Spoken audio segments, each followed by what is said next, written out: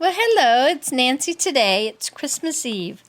So it's time that we have our traditional thing we always do. We read the "Twas the Night Before Christmas." Okay, so get ready, gather round. 'Twas the night before Christmas when all through the house not a creature was stirring, not even a mouse. That's Willem's line. The stockings were hung by the chimney with care, in hopes that St. Nicholas soon would be there. The children were nestled all snug in their beds, while visions of sugar plums danced in their heads. And Mamma in her kerchief and I in my cap had just settled our brains for a long winter's nap. When out on the lawn there arose such a clatter, I sprang from my bed to see what was the matter. Away from the window I flew like a flash, tore open the shutters, and threw up the sash. The moon on the breast of the new-fallen snow gave the luster of midday to objects below, when, what to my wondering eyes should appear but a miniature sleigh and 8 tiny reindeer.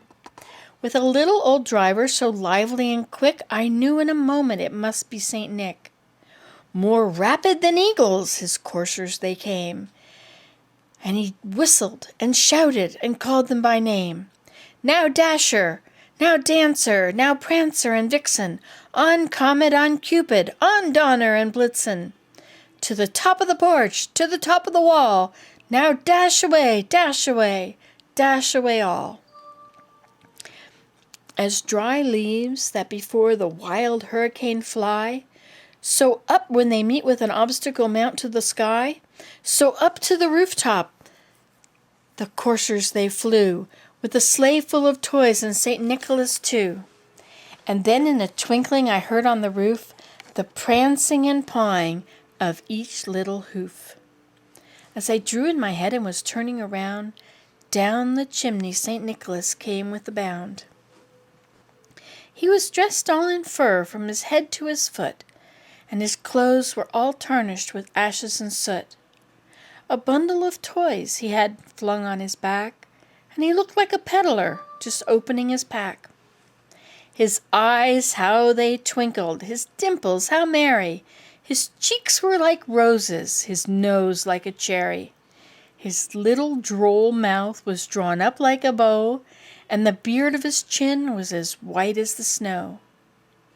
The stump of a pipe he held tight in his teeth, and the smoke it encircled his head like a wreath.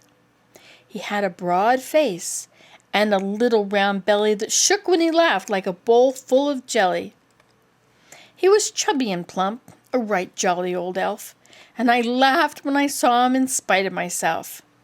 A wink of his eye and a twist of his head soon gave me to know I had nothing to dread.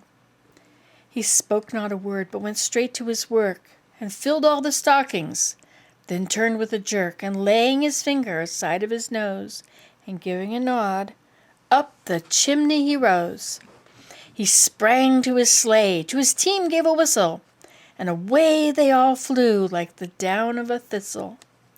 But I heard him exclaim, ere he drove out of sight, "Happy Christmas to all, and to all a good night." Merry Christmas. It's time for bed.